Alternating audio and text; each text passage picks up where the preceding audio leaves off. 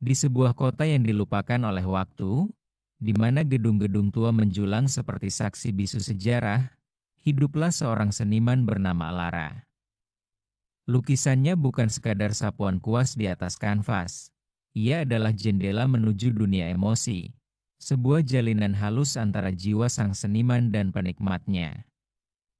Lara percaya bahwa seni bukan hanya tentang estetika visual, tetapi lebih dalam lagi, ia adalah jembatan yang menghubungkan hati, tempat di mana pemahaman melampaui kata-kata.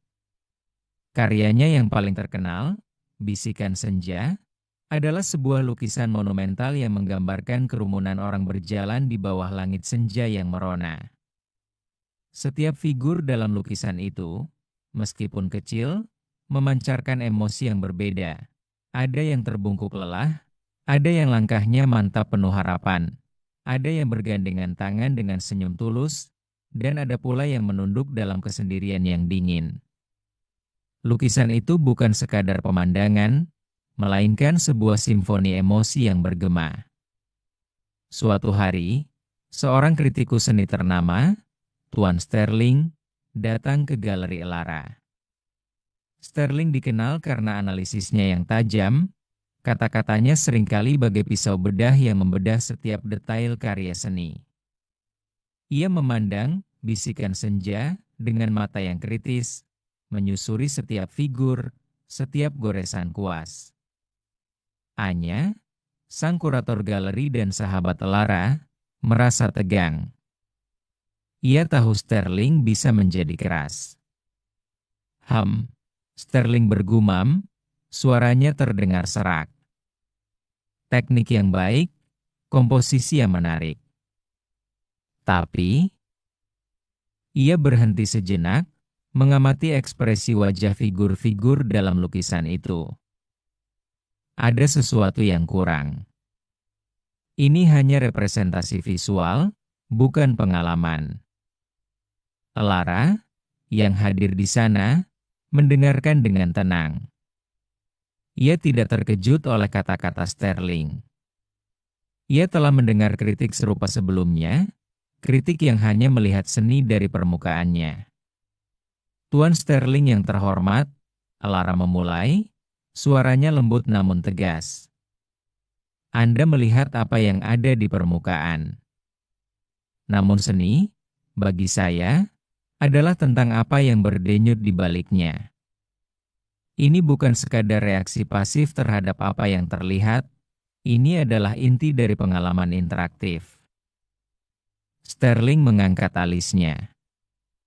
Interaktif? Sebuah lukisan statis?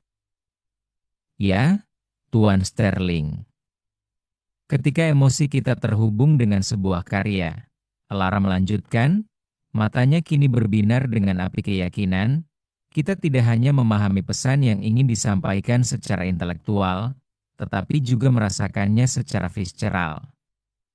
Perasaan lelah yang Anda lihat pada figur itu, apakah Anda merasakannya? Atau kesendirian yang dingin itu, apakah ia menyentuh sesuatu dalam diri Anda? Sterling terdiam, ia kembali menatap lukisan itu. Ia mencoba untuk melihat lebih dalam, melampaui guratan Cat. Ia melihat seorang wanita tua yang terbungkuk, bahunya melengkung seolah memikul beban dunia. Ia membayangkan rasa sakit di punggungnya, kelelahan yang merayap di setiap sendi. Lalu matanya tertuju pada seorang anak kecil yang menggenggam erat tangan ayahnya. Matanya menatap ke depan dengan rasa ingin tahu yang murni. Sterling merasakan kehangatan yang menjalar dalam dadanya. Koneksi emosional inilah yang menciptakan empati. Lara melanjutkan dengan penuh gairah, memungkinkan kita merasakan apa yang dirasakan orang lain, bahkan karakter fiksi sekalipun. Di sini, di Bisikan Senja, saya ingin Anda merasakan sedikit dari beban wanita tua itu, sedikit dari harapan anak kecil itu, sedikit dari kesepian pria di kejauhan itu. Anya tersenyum. Ia tahu Sterling mulai terbuka. Ini membuka pintu bagi pemahaman yang lebih dalam, Elara berujar, melampaui perbedaan bahasa atau budaya, dan menciptakan pengalaman kolektif yang menyatukan. Kita semua pernah merasakan lelah, pernah merasakan harapan, pernah merasakan kesepian. Lukisan ini adalah pengingat bahwa kita tidak sendirian dalam pengalaman emosional kita. Sterling mengangguk perlahan. Ia sekarang melihat lukisan itu dengan cara yang berbeda. Ia tidak lagi hanya melihat pigmen warna, tetapi ia melihat cerita yang tersembunyi. Ia mendengar bisikan emosi yang dibawa oleh angin senja. Ia merasakan resonansi yang ia kira tidak mungkin ditemukan dalam sebuah karya seni. Jadi, Anda mengatakan bahwa lukisan ini, dan seni pada umumnya, memiliki kekuatan untuk mempengaruhi jiwa seseorang? Sterling bertanya, nada suaranya kini lebih lembut, penuh rasa ingin tahu. Tentu saja, jawab Elara. Emosi yang dibangkitkan ini dapat menjadi katalisator untuk refleksi pribadi. Mungkin seseorang yang melihat wanita tua itu akan merenungkan pengorbanan orang tuanya. Mungkin seseorang yang melihat anak kecil itu akan mengingat kembali masa kecilnya yang penuh tawa. Seni ini dapat memotivasi perubahan, mendorong kita untuk melihat dunia atau diri kita sendiri dengan cara yang baru. Atau terkadang, Elara tersenyum tipis, ia sekadar memberikan katarsis yang sangat dibutuhkan, sebuah pelepasan dari kepenatan hidup. Sterling menarik napas dalam-dalam. Ia merasa ada sesuatu yang bergeser dalam dirinya. Ia telah menghabiskan bertahun-tahun mengkritik seni, menganalisis komposisi, dan menilai teknik, tetapi ia lupa akan aspek paling penting. Bagaimana seni dapat berbicara kepada jiwa. Artinya, Sterling merenung, medium ini, seni, adalah instrumen yang sangat pribadi sekaligus universal. Tepat sekali, Tuan Sterling, Elara mengkonfirmasi, matanya bertemu pandang dengan Sterling. Setiap orang akan merasakan bisikan senja dengan cara yang berbeda, sesuai dengan pengalaman emosional mereka sendiri. Namun, pada saat yang sama, perasaan-perasaan mendasar itu bersifat universal. Kita semua adalah manusia yang merasakan. Minggu-minggu berikutnya membawa gelombang baru pengunjung ke Galeri Elara. Mereka datang bukan hanya untuk mengagumi keindahan lukisan, tetapi untuk merasakan. Seorang pengusaha yang sukses, yang selalu diasosiasikan dengan ketenangan dan kekuatan, ditemukan berdiri di depan bisikan senja selama berjam-jam, matanya berkaca-kaca. Ia kemudian mengakui bahwa lukisan itu membangkitkan kembali kenangan akan ibunya yang telah meninggal, yang selalu mengingatkannya untuk tidak melupakan kesederhanaan dan kehangatan.